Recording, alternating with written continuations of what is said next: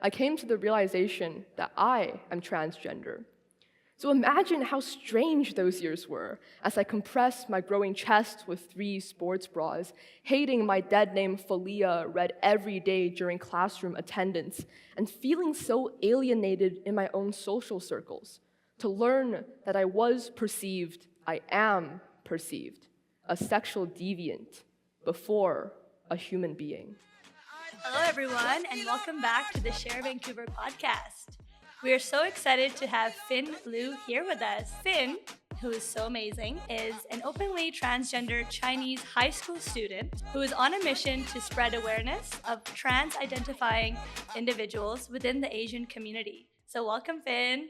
Yeah, hi, so nice to meet you guys. Yeah, Nice we're to so meet excited you. to have you on here. You are our first high school student on this podcast. Sharon, I think we need to clarify that Finn's in high school, right? Yeah. Yeah, okay. One more time. Okay. So we're all on the same page. And we want to celebrate that. Can you tell us about yourself and your current involvements in and out of school? Yeah, definitely. So this is already repeated, but hi, I'm Finn. I'm currently in high school. I'm actually in 11th grade. I currently attend Fraser Heights Secondary School, just in the Fraser Heights area. So I have a pretty big public speaking background. I think that's the first thing that just jumps to the top of my head. So for like the past 4 years or so, I participated in a variety of competitive debate and public speaking tournaments, which I do think honestly helped a lot within my TED Talk auditions and interviews, and also just my ability to argue ideas and just spread my own ideas and thoughts. But within school currently, I'm the co-president of the debate and model UN team. So of course, debate, like you just argue, you kind of have fun with it. There are a variety of topics that I think most high school students don't usually get exposed to. So we're involved in teaching our students about things like just general politics, current events, social justice, law, environment. You can think of it, we can probably have a topic about it in debate. I'm also the co-president for the Model UN team. So it's kind of similar to debate, but it's more conversational and it's also a lot more collaborative. So similar to how the United Nations works, this is kind of like a mock high school version of it, where you represent a country and you talk a little bit about your country's stances regarding a big world issue. So this can also be very related to like current politics and events, even ongoing wars, for example. There are among topics surrounding that. But within school, I'm also one of the members of the mock trial team. So I'm one of the exec members. So we teach people within our club like how law works in general, how you're able to make speeches that are similar to lawyers. So in things like cross or direct questioning. So it's all very public speaking related. But outside of that, like the public speaking sector of like my high school clubs, I'm also the president of the Fraser Heights Red Cross Club. So for Red Cross, we spread a lot of awareness about ongoing current events through current event presentations to our club members, as well as just raising funds and having like fundraisers for other conflicts. So for example, very recently, we just had a fundraiser for the Turkey and Syria crisis.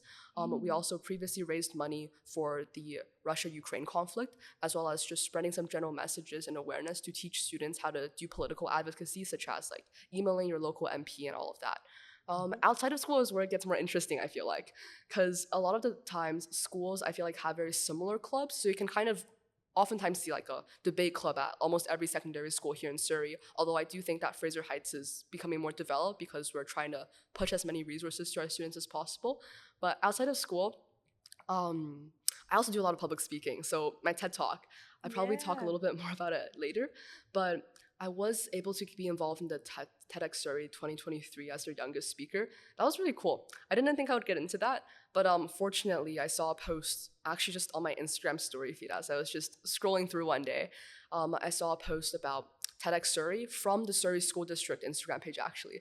So they said that there was like an opportunity for students that like one Surrey school student gets it. So I was surprised and honestly very happy that me and another student both got it the same year. But outside of that, I'm currently a director of operations at the Aware Foundation. So this is an organization I've volunteered and am now in a leadership position for the past 2 years or so. This is where we hold things like art programs for people with autism, where we spread a lot of neurodiverse advocacy for individuals to empower them through arts. So we like interview a lot of neurodiverse artists and activists, for example, and we post those interviews on our YouTube along with just on our website. And we also host a lot of art programs for people that are neurodiverse in partnership with other organizations. So it's really great, and I think it's just so fun. I got into Aware when I was in around like grade 9 or so. I wanted to volunteer a little bit more, but I didn't know what I wanted to focus on. So someone like recommended this organization to me, and I applied, got rejected. First time, applied again, like 6 months later, got accepted as an assistant, a program assistant. And that's where I was really able to get involved by teaching arts programs to people that are neurodiverse and just getting hands-on. It was amazing. Yeah. Yeah, I mean, I know you can continue on and on about all this, but wow, that's all I can Yeah. say is you're president of like pretty much any kind of organization that you're like involved in, which is amazing. You've done some really great work. But I'll let you carry on with the other types of Yeah. fun things that you're doing as well. But I just want to say, wow. Yeah, thank you. Yeah, I mean, even though in a lot of these clubs in school or organizations I'm now in like leadership roles, I started off like as just a member, right?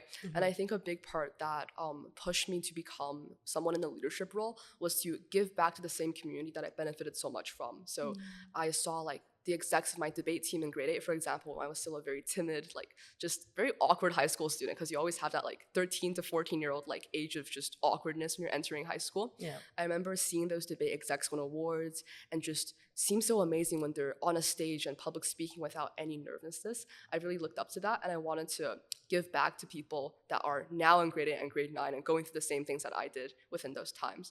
But yeah, thinking to some other things that I'm interested in. This is more of a hobby actually, because I started this about a year and a half ago, but it's fencing. So I didn't know. It's your hoodie, right? Yeah, it's on my hoodie actually.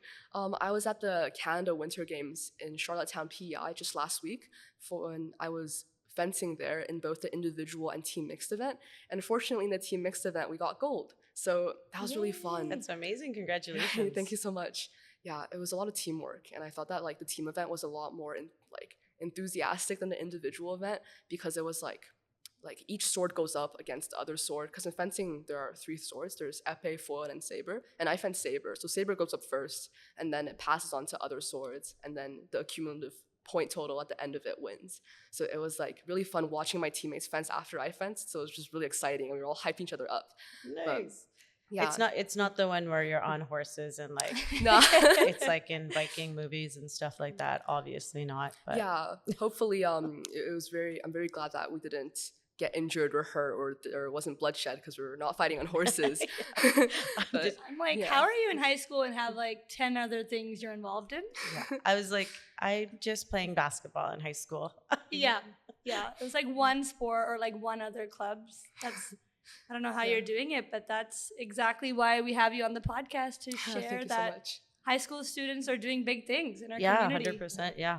So we want to get into your TED Talk. Right. That's how we connected. I mean, Neery and I had the chance to watch it virtually, Right. but we still felt the energy when we heard your talk.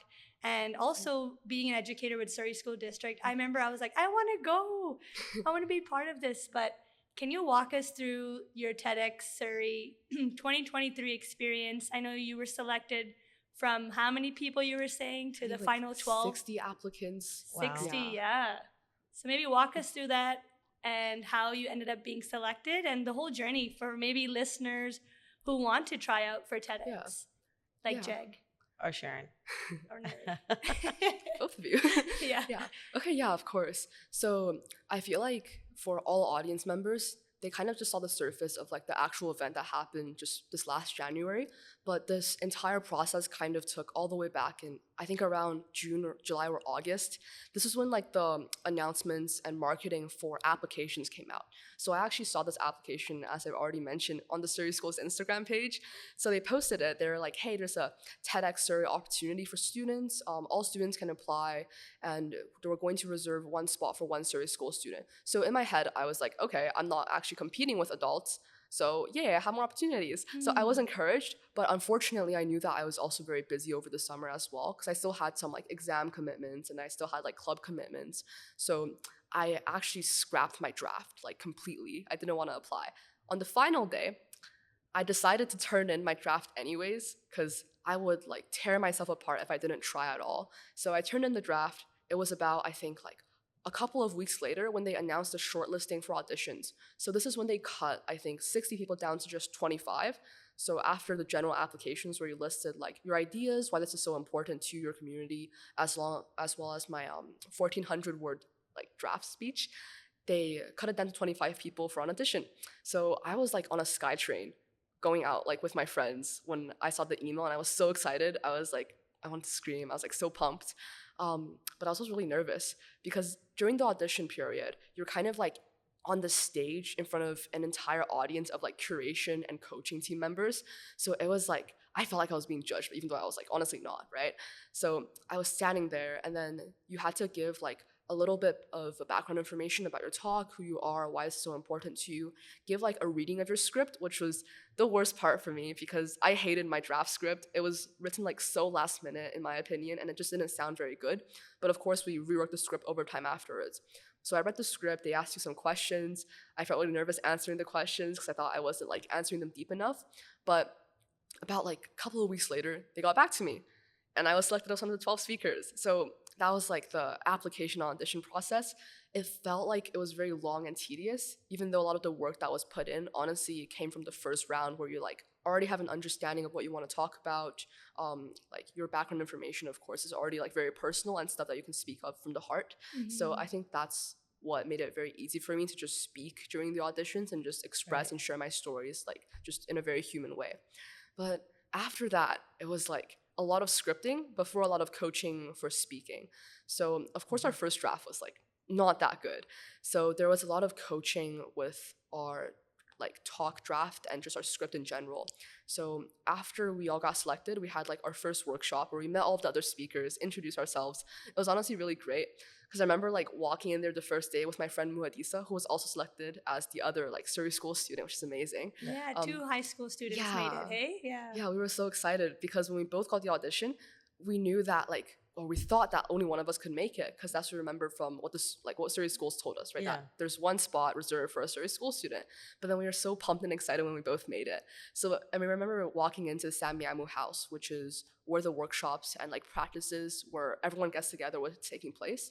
And me and Modisa were listening to like the other speakers introduce themselves in their speeches, and we were like, wow, these are like doctors and professionals, and like we're not at that level. Like we were honestly so intimidated at first. But over time, as we got to know a lot of these speakers a lot more, and we heard everyone's talks from like the first original draft reading that of course wasn't as good as the final talk, to like the first practice that was off script and people had like mistakes and we were all just like learning, right? Because we were all like speakers that haven't developed to its fullest extent yet. Right. We were able to like just learn a lot about public speaking, but also about like writing very human scripts. I think that's what my personal coach was giving the most feedback about. So around 2 speakers, it was like around 1 coach per 2 speakers. So outside of like all of the workshops, around like weekly or every 2 weeks, each speaker would meet with our personal coaches. Mm-hmm. So TEDx provides coaches that you meet weekly, right? Yeah, so TEDx that Surrey was something is new we coaching learned. team. Yeah, that's really amazing that they have such a, obviously because it is TEDx, it's become such a big events in so many different little cities as well. Right. That they're doing such great work with being able to set people up. We had no idea that that's like the process and like that's what you go through to kind of get to the end result, because we obviously saw your end result. We're like, oh my God, this is so amazing. Like Finn did such a great job, and we're like, oh my God, he's in high school? Yeah. I think that's how I also conceived TEDx talks to be. Because I remember like watching a lot of TED Talks and I'm like, wow, they're like professors that just speak very well, or they're like a 12-year-old that can already like do this level of public speaking. I thought that was amazing. But there is definitely coaching behind it, or at least for TEDx Surrey. So my personal coach, he's actually also queer and Asian. So we actually were able to connect a lot through that. Yeah, so that was wonderful. But during the scripting process especially, one thing we realized was that in my actual script, it sounded like an essay. So my original draft script sounded like very robotic at times. There wasn't a lot of emotion that really described my story to its fullest extent. So one thing that we did was to make it more accessible. So to cut down on like big words and to just make things sound more simple, while also keeping a level of like just being human and being like just grounded and everything that allowed me to, I guess, express my emotions a lot more clearly to the audience members, and just in general give more audience members the ability to connect with me, because I didn't want to just like impact people that were also a part of the queer or Asian or both intersectionalities of those communities, right? I also wanted to impact people that were in the audience that might be in completely different intersectionalities but are now able to understand a little bit of my experiences as well. So I think that was really great. And then of course the practices. There was so much like practicing just for the talk. So I remember a couple of the other speakers were asking me like, how many times have you recited it like in your head? And some speakers were saying like 40 times already, like just in your head, like entire talk, like, and the talk lasts from like 9 minutes to 12 minutes. So it's like an entire talk and you just recite that over and over again in your head. And then of course you do the actual like out loud practice with your coaches weekly. And then you do the workshops with all of the speakers and all of the coaches. And it was the first off script practice that I think was the worst part of the experience. I say worst as in like, it was the most nerve-wracking experience because I guess like everyone memorized their talks to a certain extent, but a lot of things were missed. Perhaps you dropped lines, perhaps you forgot things. And so you kind of just had to get used to like stopping in the middle of it, getting used to staring straight instead of like wandering your eyes around, because on the TEDx like live stream, it was also recorded, so they couldn't like edit things out, right? So if you were like staring weirdly and you were fidgeting and nervous, that was not good because you can't cut those things out. So we had to practice like staring straight weirdly. Like you did great. You can't tell any of that, which we'll share with the members listening. Like you were very well posed and confident, and it's nice to hear the backstory of what it really takes to be on stage in front of so many people in the Bell Performing Arts Center, correct? Which is huge, Yeah, it looked very really big space. I think it actually looked bigger from the audience point of view though, because it was in the dress rehearsal when we were able to like go through the entire event and kind of like understand where our audience would be and how big the center is. And I remember just noting that like it looked actually smaller than I imagined. And I think like I had less nerves on the actual day because a lot of the lighting kind of cut out the audience members. So I could see like a sea of darkness, some like lighting in the distance. So really I was just in my zone. I was ready to give my talk. I've been practicing this for like months on end and I was just ready. So it's great. The process kind of takes away all the nerves at the end of it, because you were nervous during practice. You might have been like very scared to speak in front of an audience during practice, but all of that goes away because you were prepped and you're not ready to give that talk. So if anybody wants to do a TEDx talk, you know what it takes. You know what it takes. Finn, that could be your next. He's like, your next no 1,000 involvement, teaching others how to get into TEDx Surrey. Yeah, along with the 50 other things that Finn does. You're doing a lot of work with a lot of neurodiverse folks. Let's just kind of understand what neurodivergent means to people. Yeah, sure, of course. So being neurodivergent is like a huge spectrum, and this oftentimes includes people on the autism spectrum, for example, people with Down syndrome or those with ADHD and ADD. So sometimes it's legally regarded as like mental disabilities, but this honestly just looks like people with different and varying abilities as you, perhaps. So a lot of the times what we're working with within our programs are people that are on the autism spectrum. So a lot of the times this looks like children, for example, that are just really into artworks, but don't have other organizations or other platforms they're able to express their artworks in. So we kind of just give that opportunity to them.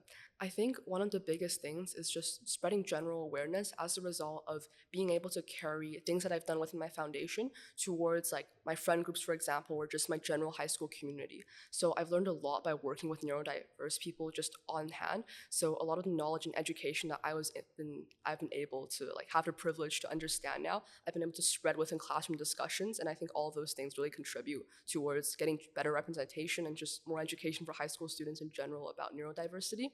But within the actual foundation, I started in grade 9. So in the beginning, I was like very confused. I didn't know what to do exactly. I was very, very nervous about getting started, especially because there's so much stigma and like backlash in society as well against like neurodiverse individuals. So I didn't really know what to expect. But there was a lot of communication and just a lot of like very human connections, even when I was doing my first program as a program assistant. And that made me realize that like everyone has very similar interests and connections that you're able to build regardless of your abilities and regardless of who you are or who you identify as. So in our first art program, I remember just making, I think it was a Thanksgiving art program.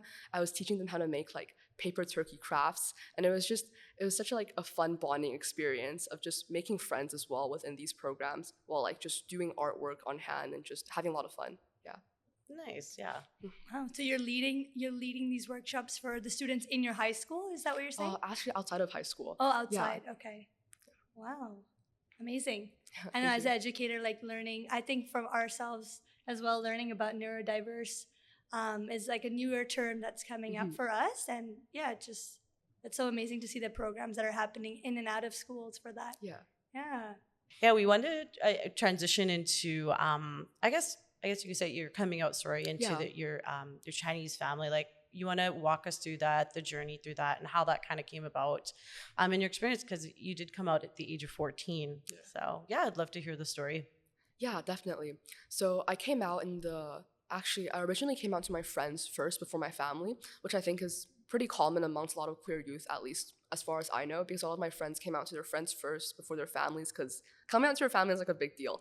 I was going to save it until like after I graduated, because even though I knew that my family like is kind of conservative, but they're also like kind of understanding of certain things, there is that level of risk, right? Which I think is a privilege that a lot of cis people don't understand. It's that like you have that risk of possibly losing your family members or possibly losing like the support that you previously have from like a very important source. Yeah. But I came out to my friends first in the summer of 2021. So I was 14 at the time. And this was when I was discovering like what pronouns best fit me. Originally, I thought I was non-binary, and then I identified as that for a little while. My friends understood, and they kind of like, I kept on just giving like the new labels that I was comfortable with to them. So that was like pretty easy to come out to my friends and everything. Eventually, I realized that I was trans, and then I wanted to go by like he, they pronouns. So I came out to my friends first. They were very understanding of that. But then I wanted to change my name. So I didn't like my dead name as much. So I'm more comfortable saying my dead name now as before. But like Falia was still on my transcript, and that was the one thing that I wanted to change. I didn't want to have to like write that name down on every assignment, every exam in school anymore, right. Or like seeing it on my report cards. So in order to do that, I decided to come out to my family first, and that was very difficult because it was actually me and my mother's birthday that I decided to come out. I don't know why it was that day. It was very spontaneous, honestly, but I think I just felt like it was the right time to do it. So I thought of like what I wanted to say prior. I was going over lines in my head. I was very nervous. I waited until like the very, very last moment. Originally, I was like, hey, mom, dad, can you like come into my room for a second? And then I pushed it back. I was like, wait, no, like come back a little bit later, please. Thank you. And then eventually we had like a very long conversation. I said in my TED talk that it was like 45 minutes, and I emphasized that. But it's not because it was exactly 45 minutes. It's because I think it was a lot more. So It was just a very long period of like talking it out. Of course, there's a lot of misconceptions that they also voice. So for example, like why I'm choosing this, which I'll talk a little bit more about later. But I think there's a lot of misconceptions regarding like a choice that queer people are making, which is oftentimes just not true. Like no one's really choosing for all of the like bad things that come with dysphoria. Why would you choose a lifestyle or a lifestyle of struggle? No, definitely. Depression, Yeah, because there's so many things that are risky when it comes to being queer, and especially in like a community that's not largely supportive. But we had a very long conversation. It ended off with like them still not really understanding the entire scope of things. Like they couldn't really understand the difference between sexual orientation and gender either. They thought I was like lesbian. They were like, so do you just like girls? Is that what it is? And I was like, no, not really. But that conversation kind of ended off with like they were okay with me changing my name. And actually with pronouns, it was a little bit interesting because in Mandarin, there's really no pronouns. Like they're like when it's written, there's like a feminine and masculine, like there's different characters for like she and he. But when you say it out loud, it's the same thing. It's gender neutral. So I think that same way they didn't really care if I wanted to go by like gender neutral pronouns or if people called me different things, as long as like I was comfortable with that, but also they were comfortable with that. And that's also another issue that I think we're still working out. It's that like other people have to be comfortable. I have to make other people comfortable, even though a lot of the times, like a lot of the oppression that queer people face come down from like them not being able to express themselves, even at the discomfort of others, right? But yeah, it was like a really long talk, a lot of crying. I think like I was just really emotional, right? It was very similar to some coming out videos I was watching on YouTube before I came out, but it was not as short as I hoped it would be, because I remember some things I watched were either just like, oh my gosh, like we'll accept you, or like, no, we're kicking you out. So I was like hoping for the best, but fearing for the worst. Yeah. But we met in the middle in like a very long conversation, and we touched on like a lot of different things. So outside of like names, for example, I talked a little bit about like why in my childhood I did certain things. Like for example, I remember during puberty, like I was very uncomfortable with my chest area, so I would like slouch a lot, and they've always seen that slouch. So like that's why like I was like always slouching down. Or why like for example when I was younger, and I mentioned this in my TED talk as well, I've always liked boys' clothes a lot more. So like in that exclusively gender divided children's place, I remember just looking at the boys' shirts and liking those like symbols and logos and colors, but also just liking the style, like hairstyles, for example, that like boys traditionally traditionally wear. So I told my parents those things so that they kind of understand that it's not just spontaneous, right? Like I didn't just wake up one day and it's like, hey, I'm trans. Like, no, of course not. It came from like kind of understanding years of gender dysphoria and trying to speak to them about it.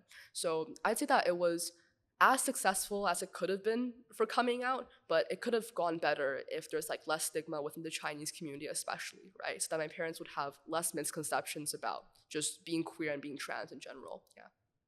Wow. Yeah. Well, thanks for sharing that. That's it's kind of eye-opening, but it's very relatable within this queer South Asian community, or sorry, South Asian community in general, of acceptance and the oppression that we've all faced as well, and the fear of coming out. I mean, I'm still very closeted. I've said that on other podcast episodes.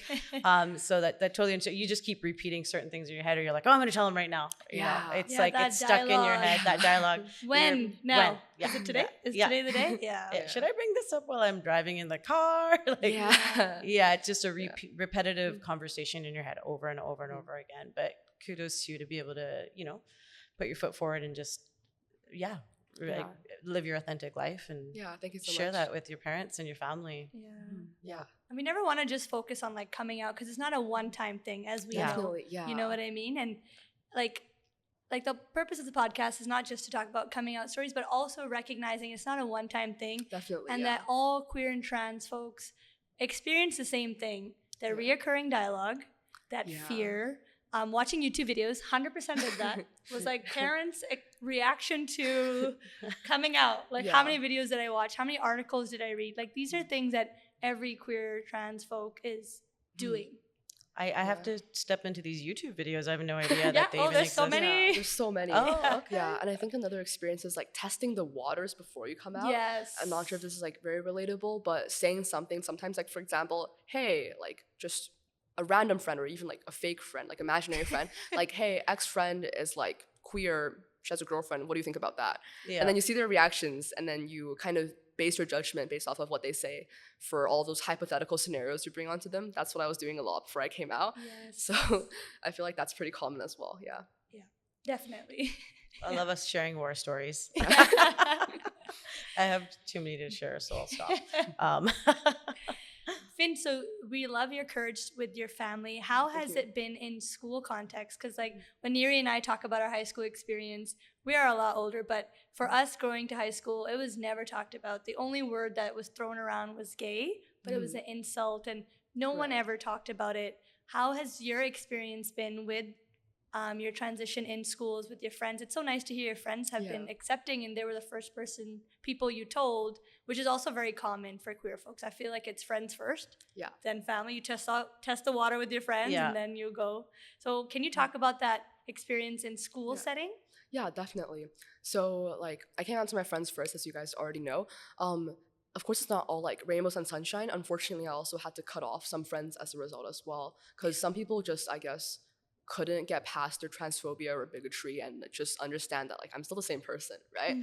But for the most part, I think it's actually been pretty nice. So it was that summer that I came out to my friends, and during that same summer, I had summer school to like extend my courses so I can like do a little bit faster in school. So it was in my French 11 class where I decided to change my name to Finn, and I remember telling my teacher first so that she can use Finn as my name in front of a class of people that were also like attending school normally. And then I kind of just use that as like the transitional period of like hearing that name more, and also getting some of my classmates that are at my summer school class as well, who also may be in my classes in the following semester, to kind of understand that like I'm changing some pronouns, some things are changing, and that it's okay, and that like this is just something to get used to. So I think that was really helpful. But once school actually started in September for grade 10, some people were like still dead naming me a little bit, although it was like less and less common because they were getting more used to calling Finn. But this was before like I was very openly like, hey, I'm trans, like I'm a boy. Like I didn't really say those things. I was kind of just like, hey, like I prefer like these pronouns over like she, her, and I'll correct people occasionally over that. But my teachers did really understand. So a lot of the teachers that I'm really close with, like for example, my Law 12 teacher, I came out to her as well, and then she just automatically like change the names, change the pronouns she referred to me as, and it was honestly great. I think those like small things really helped me understand that there's people that really do support you like unconditionally. Yeah. So that was really helpful when I was still in school. But yeah, and some teachers, of course, just like try their best. And of course, there's going to be times where people mix up their pronouns still, and that's completely fine because it's like a slow process, right? But almost like, yeah, I'd say most people within my school were actually very supportive, especially my friends and teachers within my classrooms. Yeah. Wow, That's so nice to hear. Yeah. Especially for like younger folks who may be listening and are in that stage of like, oh, I don't know, is it safe? The biggest thing is safety, right? Right. Yeah. There's still like definitely homophobia and transphobia. Like the most homophobic and transphobic people are like still the way they are, especially currently in my school as well. I remember, I think it was Pride Month last year, where people like, I think, wrote slurs actually on a couple of the flags that were decorated along the school. Like these things still pop up and happen, I feel. Yeah. And because the circle that I'm in is very supportive, I oftentimes kind of like forget that there's still a huge population of people that might still be like underlying homophobic, that might still like just try not to understand. So there is still that exists. But for the most part, I feel like the slurs, like for example, like using gay as a bad word is being used way less. Way less. Yeah, that's true. That's very true. Yeah, and we don't really see that anymore, especially because of the pop-up of like social justice classes at our school, for example, and just having a better understanding that like there are queer people within your class, so like you shouldn't be saying that sort of stuff. Totally. And like even the fact that they have social justice classes nowadays in the curriculum, like we didn't have any of that stuff. Like when Neery went to school. When I went to school back in like 1800s. Yeah, we didn't have again social studies, which was teaching us all about colonialism in a very white perspective of how they loved everything and wanted to take everything. But as a kid, you just don't grow up thinking that. You're just like, oh, okay, whatever. We're learning about Winston Churchill. Amazing. But I'm so glad that they've changed so many classes and courses within the school now, which is so amazing. And it makes me feel good for a better future for the kids growing up in this day and age now. Yeah, definitely. Yeah. I feel like the school system, like at least in Surrey, is starting to decolonize itself a little bit because I'm very into the socials. So I'm taking like mostly socials 12 courses. And most of them, when they talk about issues such as colonialism and a lot of like the big events that have happened in the past that have come from like white settlers, they aren't like just very broad perspectives. So we just look at various perspectives, including minority perspectives that were oftentimes the victims of these crimes committed. So I think that's really good because it really educates students that like this isn't just from a white colonial lens, but also the ways that we can decolonize our mindsets. Yeah. See, we never were ever exposed. No. I only learned that from speaking to like my grandparents growing up, about like this is actually what happened. Our experiences of like my parents or my aunts and uncles growing up here in Vancouver of racism, and how that kind of affected them growing up. But yeah, it's good. I'm glad to hear. Yeah, thank you. I think it's nice to hear from you, like you were saying, the school systems are a safe space, and things like social justice, GSAs, gay-straight alliances, pride stickers, the curriculum is changing. So there's a lot of hope for the future. And I think, like you said, there's always going to be homophobic, transphobia, as we know. But if you're strong in yourself, you have your support system, the future's looking good. Yeah, definitely. And we want to kind of touch on just any kind of challenges for the transitioning process in BC. What kind of changes would you like to see like in the system to kind of better support trans folks here? Yeah, definitely. So I haven't gone through any medical transitioning yet. I've only kind of like socially transitioned, like changed my name, been able to express myself more through my appearance and all of that. But I feel like there's very little like accessibility when it comes to, for example, finding access to like gender transition care, for example, online, or things to give to your parents, for example, because a lot of those things are like, for example, maybe English that a lot of Asian families that don't speak English at all just aren't able to understand and read. And a lot of the resources that are given, I think, are very, very limited. So there's not much things that you might be able to read on like testosterone, for example, for trans males. And so I think a lot more awareness and a lot more like marketed spread about things related to medical transitioning would be a lot better so that people can educate themselves before trying to chime in on trans folks talking about these experiences and saying that these are like steroids that are like harming our kids. I think that would be a lot easier. Yeah. Okay. So like having it in different languages, essentially. Yeah.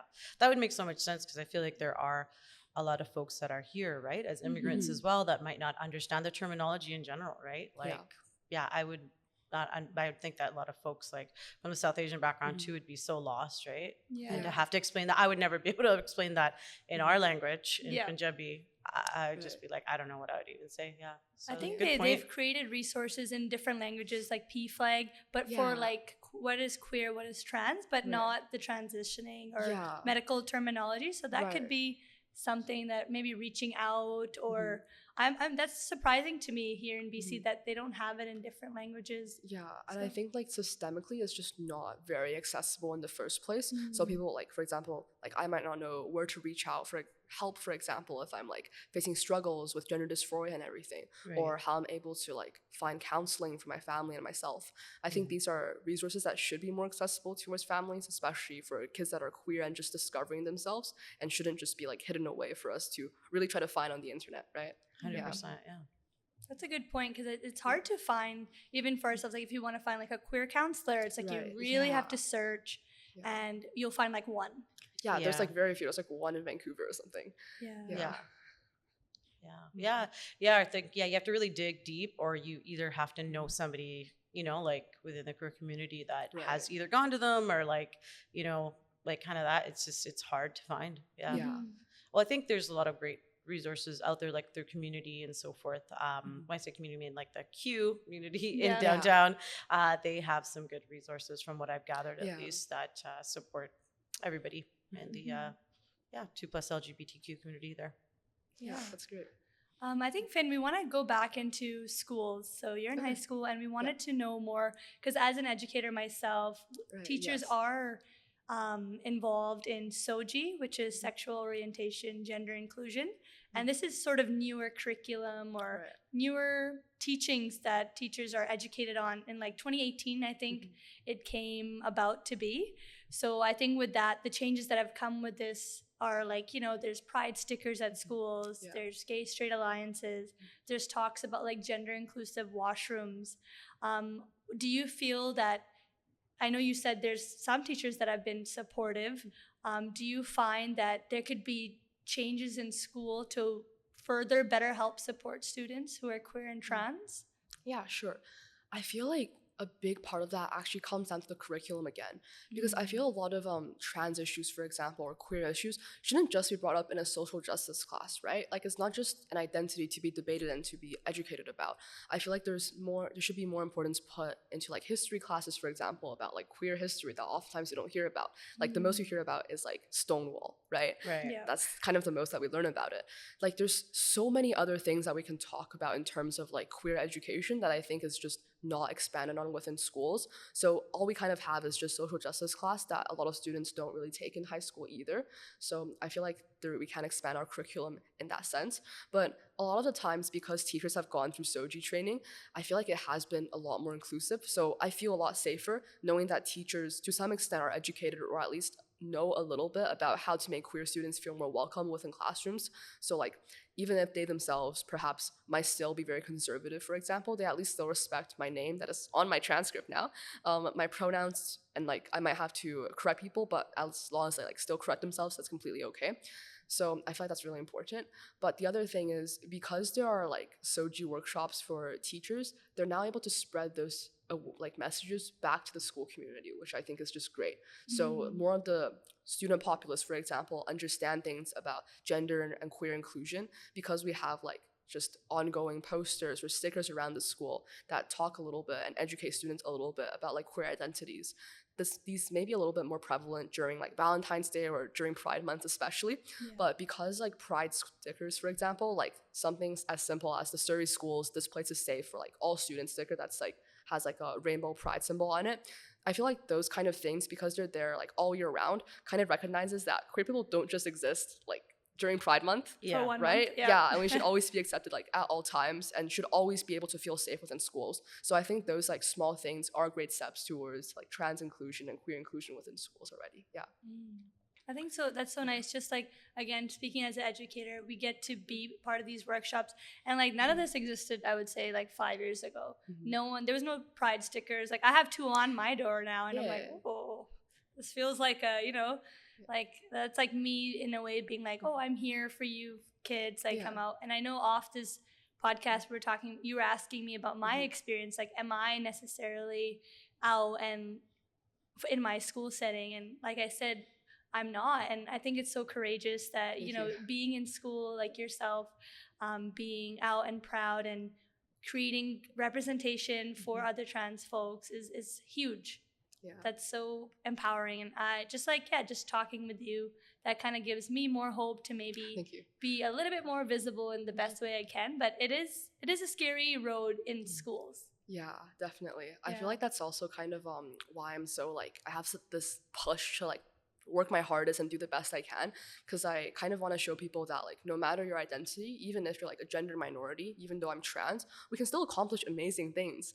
Like there's for sure. Yeah, right. There's huge myths that like kids that are queer and trans just make it all about their identities. They can't do anything because of but statistically large proportion of our communities facing like mental health challenges, for example. Right. So people see the queer community as just like people that are like victimizing themselves and all of that. But I want to spread the message that like we're just human beings and we can accomplish whatever we put our minds towards. And that's why I'm always like pushing myself to do the most I can, doing all of these things. Like, That's my favorite line, is that we're all human, right? Yeah. And I think everybody we've had on the podcast they are doing such amazing, great things in this world. Yes. And we're so proud to have everybody on here and sharing their stories. That's why we're having like yourself on here, sharing just so many things that you're doing right now within like the community, and even it's just so amazing.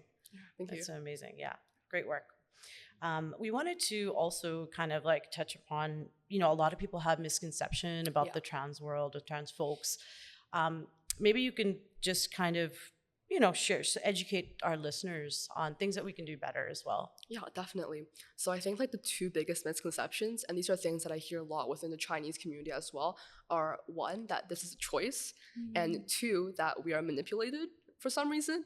So I think just on the first thing about choice then, like people don't realize that queer folks like don't like the struggle that come with everything, right? We don't like the risks of literally losing your friends or families, losing all of your support systems just to be who you are, or having to like force yourself to be someone you're not and feeling absolutely terrible and living through that to get that conditional love from your friends or family. They don't understand there's like so much struggle that is behind all of this and behind like the happy, bright faces seen at like June Pride. So I feel like absolutely no one would choose to face all of these struggles. So it doesn't make any sense for someone to choose for all of these things, right? I think what comes with choice is just like how we like are able to express ourselves and just live our best lives. And oftentimes that's why people are like, oh, you're choosing to like do these things, so you're like harming yourselves as a result. Like you can just choose to go back, which is not an option. It's not like you can just like opt back and just turn yourself cis, right? So I think that's like just a huge myth. The second thing is, of course, about like manipulation, especially for youth. So because I came out when I was 14, a big misconception my parents had as well is that like maybe I'm just looking too much at like queer media. Maybe there's just too many things in like this hyper like wokeist progressive world that make all of these children like turn gay or something, which is not true. Like I feel like people don't recognize that what is manipulative is just the current society that we live in, where a lot of the times like you're from the moment you're born, you're like literally assigned a color because of your like assigned sex at birth, right? Like no girl is born in like a pink dress, which I don't think so. Like why do people associate these gender norms and traditional norms to like these assigned sexes, right? So I feel like there's more manipulation when it comes with society kind of pushing these gender norms on people. So it's really not like trans folks pushing these ideologies on your kids, right? So I think that's just absolutely not true. Yeah, it's so true, because like, even till like this day, which is kind of sad, but you go into a store and like you go look at children's clothing, like you can definitely divide the quote unquote male section, the quote unquote like girl section, and it's all pink. I mean, I make a point to usually buy I buy my like nieces and nephews like whatever. I'm not worried about if it's like for the girls. I just it blows my mind. But it's still very much like that, in this day and age. And I hope that we eventually get to that transition period where it's not like that. It's just all one, whatever. Also, boys' clothes are way more sturdier, just a FYI for people buying clothes. Bigger pockets. Yeah. I think to touch on that, like you said, it's not trans folks making youth trans. It's not queer folks making kids queer, because that's a lot of the conversations in schools as well. It's like groomer, the term that means like teachers are making their kids gay by teaching them this curriculum. It's like, that's not how it works. And even I remember my own personal experiences, like, oh, you're hanging out with too many queer folks, that's why you're becoming queer. Like, that's not really how it works. No. So I think that's a very important misconception that you brought up. There's always that conversation that like bringing up trans issues in schools will turn kids trans, but there's no conversation about protecting trans youth that are like unable to express themselves because of what their teachers might expect them to dress as or act as within classrooms, right? Like no one talks about that, but everyone just focuses on like the cis-normative ideals. Great points. Yeah. I think, Finn, before we end off with Neery, we just wanted to ask you, maybe can you share about your TEDx topic, because we didn't get to cover that. Yeah, of course. So for my TEDx talk, I talked about my queer identity as someone who was also from a Chinese background. So within my talk, most of my talk focused on like intersectionalities between being trans and being Chinese.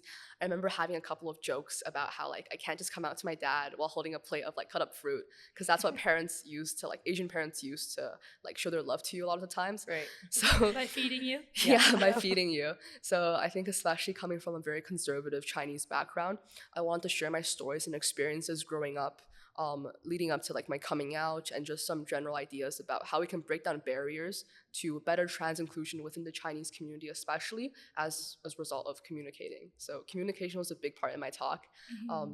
And I remember like the conclusion sentence was actually just like, let's talk, because it's as basic as that. Like we have to open up a lot of these barriers as a result of being silenced, right? Yeah.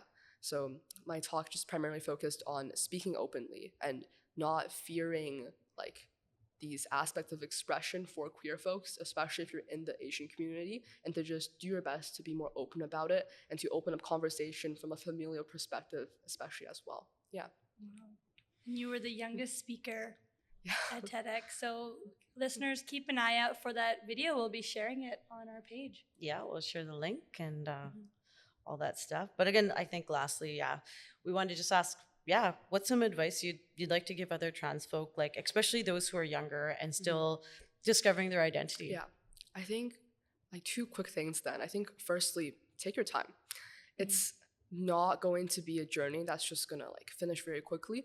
It's not going to be something you're able to just understand right away and to just like label yourself and feel comfortable about right away. So like everyone's experiences are different, so just take your time and work with what you're comfortable with. Like for example, I know that labels sometimes are a huge part. Work with what pronouns you're comfortable with, for example. Like express yourself in different ways. Don't just confine yourself into what you feel like you should be doing, right? But the second biggest thing, like in terms of advice that I have, is to look at the positives as well. Because I know that even within current like progressive media, there's so much things about like hate. Because every day when I go on the news, I see stuff about like new anti-trans legislation just down in the States, right? Oh yeah. So everything is just largely negative. So you do kind of have to force yourself to find the positive aspects about it. Like for example, like cutting your hair for the first time as like a trans male, or being able to be more open around your friends and finding support systems that work for you. I think these are positives that we have to kind of look into over everything else that's overshadowing the good parts of transitioning and the good parts of coming out. Yeah. Love that. Thank you. Yeah. Keep an eye on the positives. I know even researching more, with having you on, we're like, oh my God, there's too much negatives. We turn it off. Right. We're like, let's just focus on Finn and all the amazing things you're doing. Thank you. Yeah. Well, thank you so much, Finn, for being on the podcast today. Yeah, thank you for having me. Yeah, what a pleasure. So good. And, you gave us and all the listeners as well, just so much hope for the future, you know. You guys are the leaders of tomorrow, right? So thank you again. And I think on 3 we can all say bye, right? Yeah. 1, 2, 3, bye. Bye.